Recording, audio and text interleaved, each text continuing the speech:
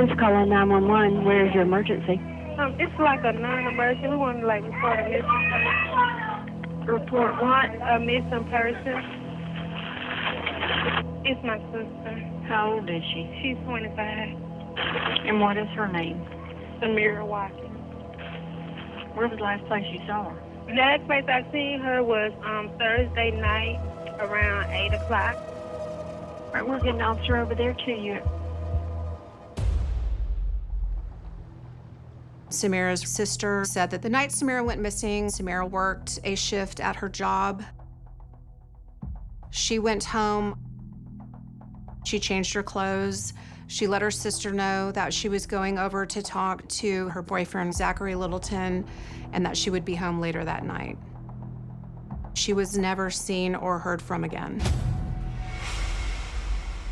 So it just made sense to go ahead and talk to Zachary Littleton as quickly as possible to see whether or not Samira had actually made it to his apartment. He could very well be the last person that had seen her. You'll have a seat here. I'll be right back, okay? Zachary Littleton was a 24-year-old member of the United States Navy.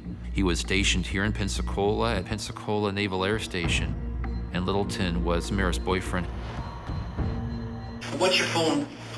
The God-given birth name? Zachary Antoine Littleton. What's your address? I was staying at 3500 Creighton Road at the apartment, but I moved the last 2 days. Because my wife and my daughter, they'll be here in Friday, the 6th. She was stationed in Goose Creek, and I'm stationed here, so the Navy decided to put us together, so we... Oh, so you're both in the Navy? Right. Where's Goose Creek? South Carolina. So y'all finally get to be together. Cool. That's really good. We learned Zachary Littleton was married to an enlisted Navy sailor who lived out of town and was caring for their child. Littleton was a bit of a playboy. That's easily an indicator of somebody that's flat out a liar and who probably will lie about other things. So you know the reason why you're here, we had that discussion over the phone. Yeah, about Sammy going missing. You know her as Sammy? Yeah. Okay. But you've had some dealings with her and you've talked to her. Yeah, she's been over to the house like maybe 4 or 5 times. We'd chill, kick it or whatever, but you know, it wasn't nothing really a relationship. We were just friends. That's what I thought it was. So you've known her for how long then? It's a few months, not a whole year. It's been a few months. Did your wife know that you were talking to this girl? No. Okay. Would that be a problem if she knew that? No, because she knew I have a lot of friends. Did you have any kind of a relationship with Sammy that was more than just friends? No. I need you to tell me exactly when you saw her last.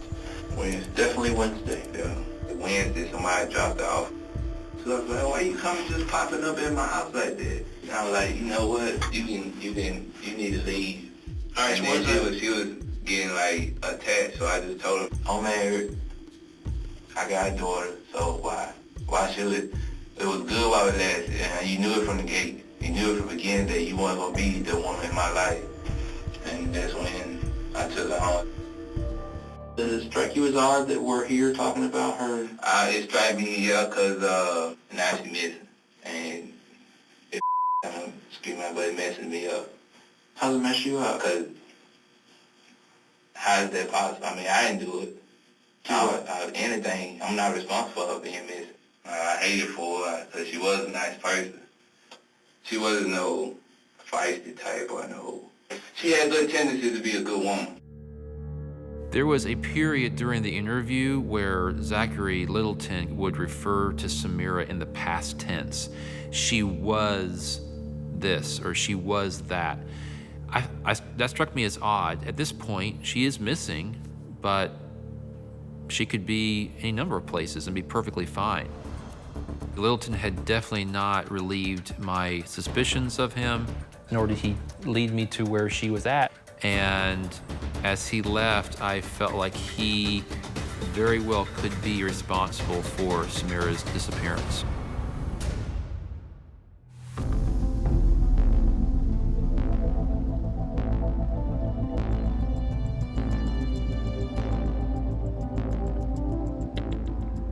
learned Samira Watkins had recently become pregnant. Samira's family made it very clear that Littleton definitely knew she was pregnant and that the baby was his. Her family said that Zachary Littleton was not happy about this information. Zachary Littleton was so against her pregnancy that he encouraged her to get an abortion. On the morning of November 3rd, some jet skiers found a large duffel bag that was washed up on shore of a waterway very close to Pensacola Naval Air Station. The bag had a foul odor coming from it. There was insect activity on and around it, and there was even blood that was seeping out of the bag. When the sheriff's office got there and they opened it up, they did find a body of a female inside of that bag, deceased.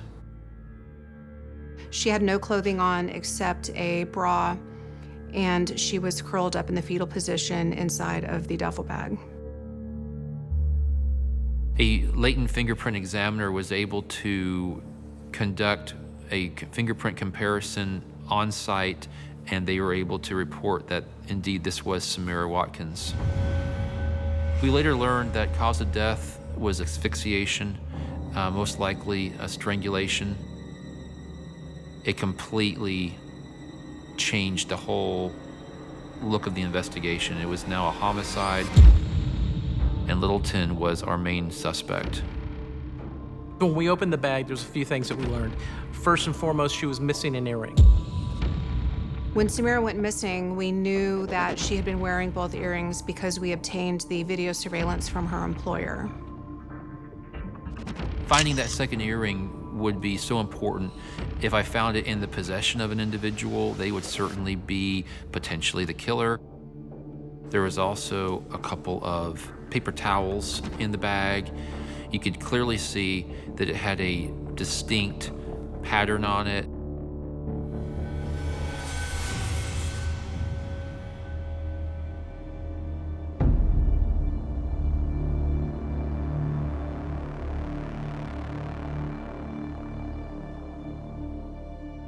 During that search, we found some key pieces of evidence. We did find a roll of paper towels that matched exactly the print of the paper towel found inside the bag with Samira. But the biggest thing found at Littleton's house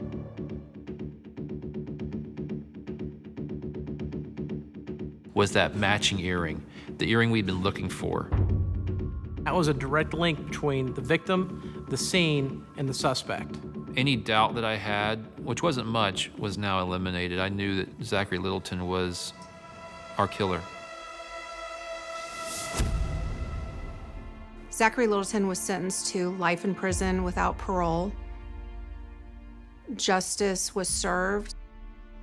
This was such a tragic case and involved a young mother and her unborn child, and because of that, there was this special sense of desire to do justice for them.